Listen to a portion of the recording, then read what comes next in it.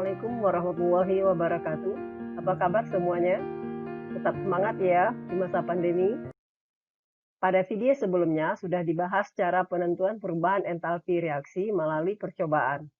Pada video ini kita akan mempelajari penentuan perubahan entalpi reaksi menggunakan hukum Hess. Pada tahun 1840, Henry Hess melalui percobaan-percobaannya menemukan bahwa perubahan entalpi reaksi tidak bergantung pada jalannya atau tahapan reaksi, tetapi hanya tergantung pada keadaan awal dan keadaan akhir reaksi.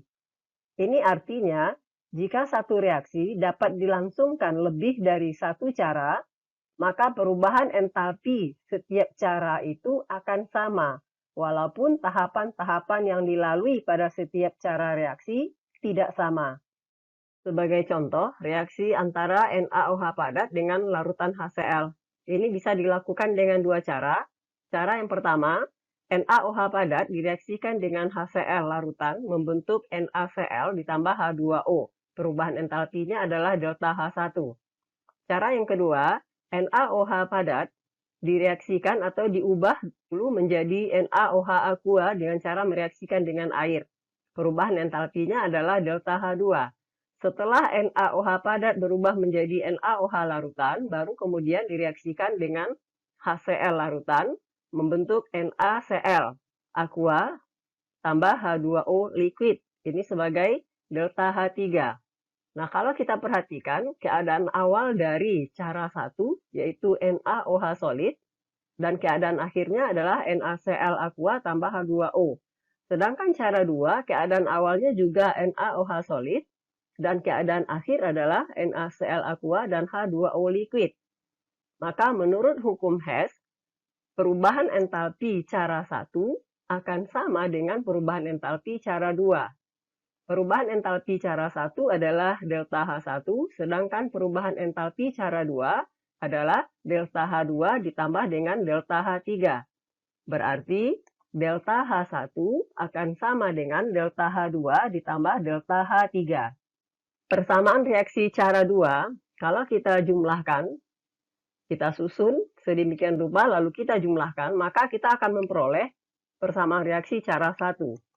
Kita perhatikan, NaOH solid diubah menjadi NaOH aqua, ini delta H2, lalu NaOH aqua ditambah HCl aqua menghasilkan NaCl aqua ditambah H2O liquid, ini sebagai delta H3. Nah, di sini zat yang sama yang terletak berseberangan tanda panah bisa kita habiskan.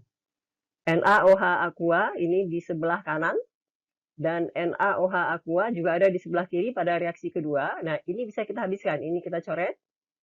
Kemudian, zat yang tersisa kita turunkan. Berarti NaOH solid ditambah HCl aqua menghasilkan NaCl aqua ditambah H2O liquid. Ini sebagai delta H1. Berarti delta H1-nya sama dengan delta H2 ditambah delta H3. Nah, cara ini dapat kita gunakan untuk menentukan perubahan entalpi reaksi yang tidak bisa ditentukan melalui percobaan. Cara ini disebut dengan cara penjumlahan reaksi. Pada cara penjumlahan reaksi, reaksi-reaksi yang diketahui perubahan entalpinya kita susun sedemikian rupa, sehingga ketika persamaan reaksi itu dijumlahkan, kita akan mendapatkan persamaan reaksi yang sama dengan persamaan reaksi yang akan ditentukan harga delta H-nya. Jika penulisan persamaan reaksi dibalik, maka tanda perubahan entalpinya berubah menjadi lawannya. Misalnya perubahan entalpinya punya tanda negatif, ketika persamaan reaksinya dibalik penulisannya, maka harga delta H-nya berubah menjadi positif. Jika koefisien persamaan reaksi dikalikan dengan suatu bilangan, maka harga delta H-nya juga dikalikan dengan bilangan yang sama. Atau jika koefisien persamaan reaksi dibagi dengan suatu bilangan, maka harga delta H-nya juga dibagi dengan bilangan yang sama. Sebagai contoh, diketahui C4H9OH liquid ditambah 6O2 gas menghasilkan 4 CO2 gas ditambah 5 H2O gas. Delta H-nya sama dengan negatif 2456 kJ. Reaksi yang kedua, C2H5 2 kali O liquid ditambah 6 O2 gas menghasilkan 4 CO2 gas ditambah 5 H2O gas.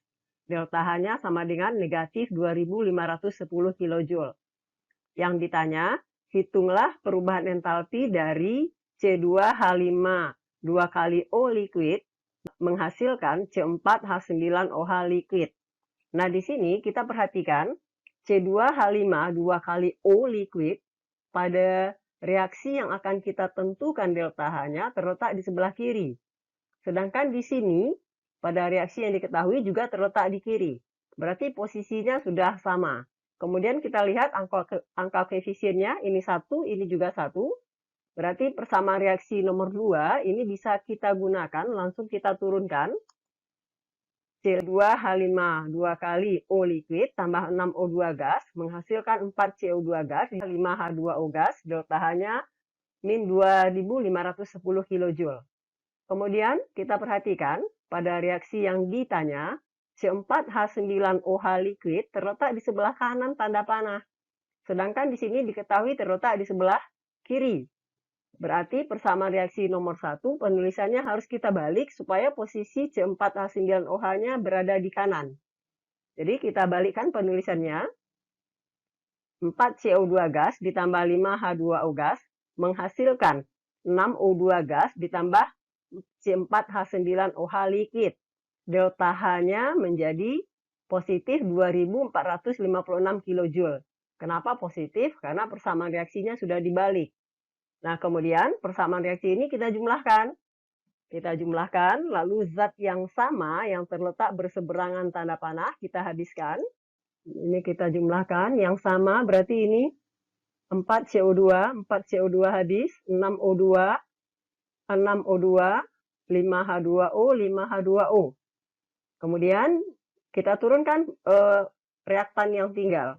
Jadi C2H5 2 kali O liquid berubah menjadi C4H9OH liquid. Maka delta H-nya sama dengan ini kita jumlahkan. Hasilnya adalah negatif 54 kJ. Inilah hasil perubahan entalpi untuk reaksi ini. Oke? Reaksi-reaksi yang berlangsung lebih dari satu cara dapat kita buatkan tahap-tahap reaksinya dalam bentuk siklus yang disebut dengan siklus Hess. Contoh untuk reaksi NaOH dengan HCl ini. Untuk cara yang pertama, NaOH solid direaksikan dengan HCl aqua menghasilkan NaCl aqua ditambah H2O liquid. Ini adalah delta H-nya merupakan delta H1. Kemudian, cara yang kedua, NaOH solid diubah dulu menjadi NaOH aqua, ini sebagai delta H2. Kemudian setelah NaOH-nya berubah menjadi aqua atau berbentuk larutan, baru direaksikan dengan HCl, dan ini akan berubah atau akan menghasilkan NaCl aqua ditambah H2O liquid. Ini sebagai delta H3. Nah, pada siklus Hess, jumlah perubahan entalpi siklus yang searah dengan jarum jam sama dengan jumlah perubahan entalpi siklus yang berlawanan dengan arah jarum jam. Di sini, yang searah jarum jam adalah delta H1, ini siklusnya ke sini. Sedangkan yang berlawanan putaran siklusnya dengan jarum jam adalah delta H2 dan delta H3, ini ke sini. Nah, berarti delta H1 sama dengan delta H2 tambah delta H3. Apakah selalu berlaku hubungan delta H1 sama dengan delta H2 tambah delta H3? Tentu saja tidak, karena ini hubungan perubahan entalpi reaksi-reaksi ditentukan oleh siklusnya. Contoh, untuk siklus ini, kalian perhatikan, A berubah jadi C sebagai delta H1, C berubah jadi D, ini sebagai delta H2.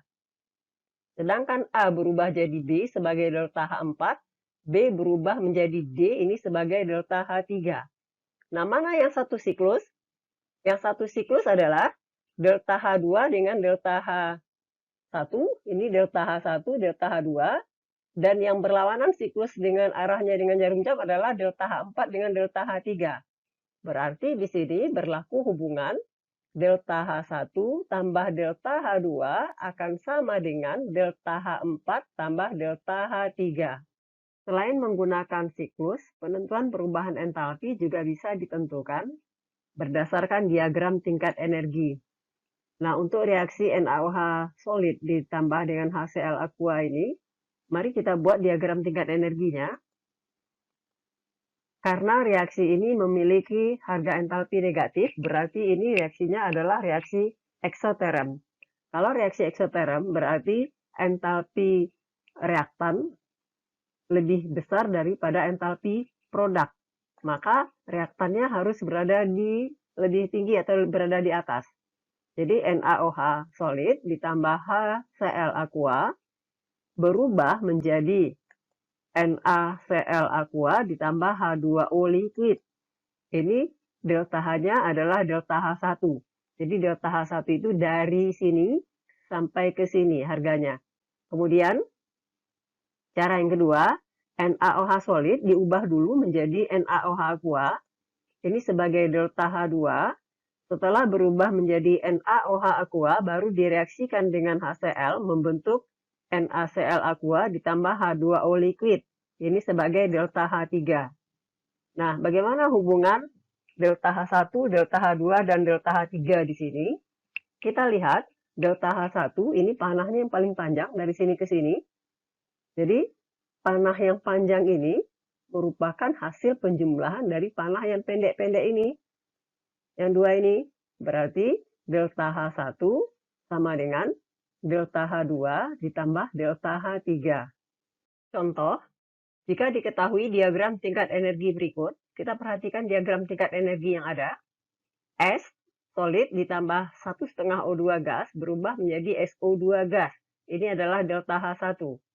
Setelah berubah menjadi SO2 gas, direaksikan dengan O2, berubah menjadi SO3 gas. Ini sebagai delta H2. Kemudian, tahap langsungnya, S solid ditambah O2 menghasilkan SO3. Ini sebagai delta H3. Jadi, ini adalah reaksi cara pertama, punya dua tahap, delta H1, delta H2. Kemudian ini yang cara langsung, dari S tambah O2 langsung menjadi SO3. Sekarang yang ditanya, hitunglah delta Hc SO2. Delta Hc berarti adalah entalpi pembakaran dari SO2. Nah, kita tulis persamaan termokimianya. Berarti SO2 ditambah O2, ingat dibakar berarti mereaksikan dengan oksigen, menghasilkan SO3. Ditanya berapakah delta H ini? Kalau kita perhatikan, delta H1 itu yang ini harganya. Jarak dari 0 ke min 296,9. Berarti delta H1 itu harganya negatif 296,9 kJ. Sedangkan delta H3 itu harganya jarak dari sini ke sini. Berarti negatif 345,2 kJ.